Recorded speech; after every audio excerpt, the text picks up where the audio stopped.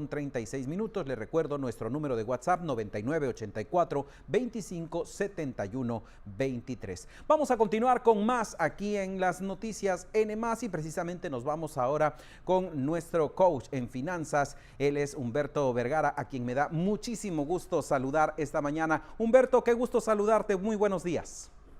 Igualmente, Luis, excelente día y también con el gusto de escucharte y de saludarte. Bueno, pues vamos a entrar en materia de lleno y quisiera preguntarte, muchas personas han experimentado emergencias financieras inesperadas, pérdida de empleo, una descompostura del auto, problemas médicos repentinos, algunos electrodomésticos que se dañan y no se diga de todos los problemas económicos que ha traído consigo esta pandemia. Estos gastos no planeados frecuentemente parece llegar en el peor momento. Así cuando uno dice, no creía yo que me podía ir peor, y sí. Cuéntanos, ¿qué es un fondo de emergencia y para qué lo necesitamos? Así es. Un fondo de emergencia es una reserva de efectivo que guardamos para atender gastos, como justamente lo has mencionado, que no son planeados o que son emergencias financieras, incluso emergencias de la vida. Algunos ejemplos de estos gastos son, en efecto, reparaciones a nuestro auto, a nuestra vivienda, gastos médicos o una enfermedad inesperada, o incluso la pérdida de ingresos, la disminución o, de forma incluso más terrible, la pérdida de empleo. En general, los ahorros para emergencias pueden usarse para cubrir estos pagos no planeados, pueden ser grandes o pequeños, y generalmente no forman parte de los gastos mensuales rutinarios, por así decirlo.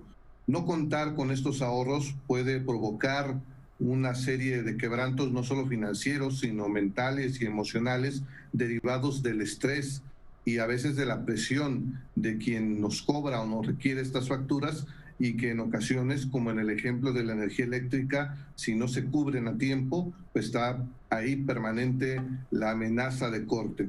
Por eso es importante que podernos preparar de una forma importante para prever dentro de nuestro presupuesto un fondo, un guardadito, como se dice en algunas casas, para poder afrontar por lo menos el impacto temporal de esas facturas, de esos gastos que llegan a desequilibrar nuestra vida y nuestras finanzas, Luis. Oye, te quisiera preguntar, Humberto, ¿cuánto necesitamos tener en este fondo de emergencia?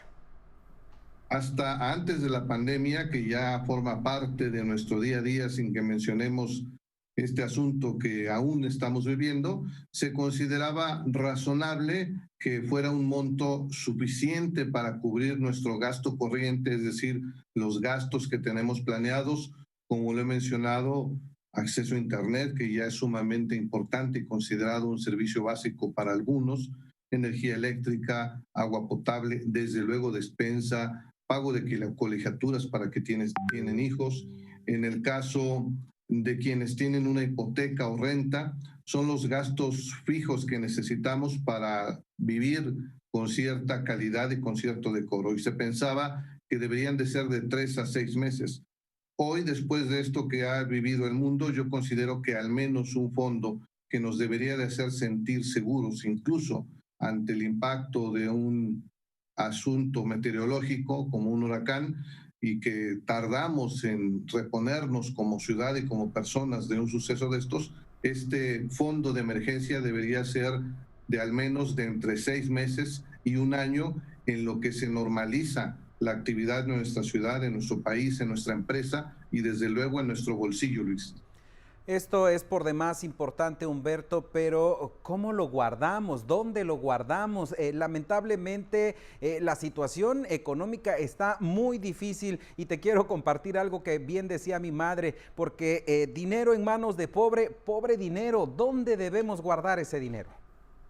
Así es, yo creo que es una de las cosas que debemos modificar, ese tipo de frases y de prácticas para prever, y una forma de hacerlo es hacerlo en las instituciones financieras formales, ya que guardarlo en el calcetín, guardarlo debajo del colchón, guardarlo incluso en la alacena o en el refrigerador, pues ya no son prácticas tan seguras, Sí. ya que los amantes de lo ajeno o personas que pueden estar en nuestro entorno familiar o a nuestro servicio o prestarnos algún servicio temporal, bueno, pues pueden caer en la tentación. Entonces, es nuestra responsabilidad no solo tener ese fondo de emergencias, sino poder preservarlo en el sistema tradicional del sistema financiero a través de una cuenta de débito y desde luego cargar o resguardar esa tarjeta y también no apuntar en el refrigerador o tener a la mano esa contraseña de acceso si es que la memoria a veces nos traiciona. Debemos memorizarla o apuntarla sin que diga contraseña de mi tarjeta. Y hay que saber identificar, por supuesto, las emergencias, porque lo que pudiéramos decir es una emergencia, a lo mejor no lo es. ¿Cómo identificar cuál es el momento en que se tiene que utilizar este fondo?